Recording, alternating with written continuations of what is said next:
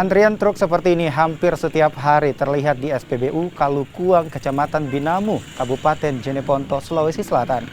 Ini sudah terjadi sejak 1 pekan terakhir. Para supir harus mengantri berjam-jam, bahkan harus menginap di SPBU untuk mendapatkan BBM jenis solar. Kondisi ini membuat para supir resah. Pasalnya, barang angkutan mereka alami keterlambatan. Sementara itu, pihak SPBU menyebut antrian truk terjadi akibat solar telah habis terjual. Ya, mengantri solar.